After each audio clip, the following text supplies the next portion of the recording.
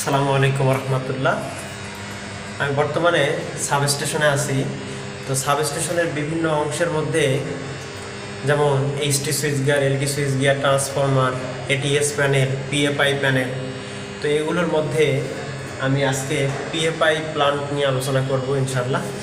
তো PFI plant হচ্ছে power factor improvement plant. আমরা দৈনন্দিন যে সমস্ত লোড ব্যবহার করি বেশিরভাগই ইন্ডাকটিভ টাইপ, আর আমরা জানি ইন্ডাকটিভ টাইপ লোডগুলো পাওয়ার ফ্যাক্টর লেগিং করে, যার ফলে আমাদের ব্যবহৃত শক্তি থেকে যতটুকু আমরা ব্যবহার করি তার সাথে আমাদের বিভিন্ন অপচয় আর কি অ্যাড হয়।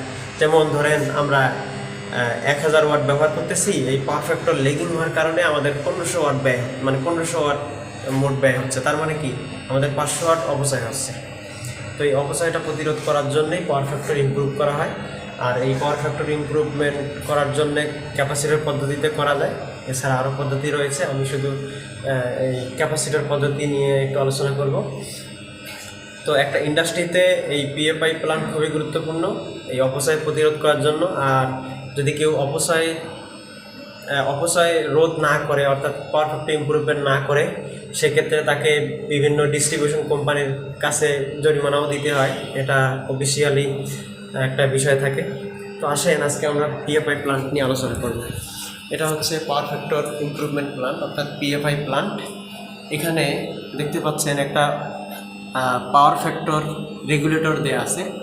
এটার কাজ হচ্ছে যে ধরেন আমাদের এই সাবস্টেশনে পাওয়ার ফ্যাক্টর ইমপ্রুভমেন্ট করার জন্য, অর্থাৎ ইউনিটি বা তার কাছাকাছি রাখার জন্যে যতটুকু কেভার প্রয়োজন সেই কেভারে অটোমেটিক আর কি সুইচ করার জন্যে বা কেভারে পৌঁছানোর জন্যে যা করা প্রয়োজন এই পাওয়ার ফ্যাক্টর রেগুলেটর করে থাকে। তো এখানে প্রোগ্রাম করে দিতে হয়, প্রোগ্রাম করে দেওয়া আছে।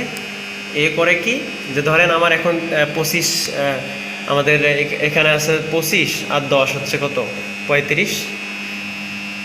তো 35 কেভার প্রয়োজন, তো সে 35 কেভারে অটোমেটিক কনভার্ট করে দিবে এই পাওয়ার ফ্যাক্টর রেগুলেটর। আসেন দেখি ভেতরে কি আছে।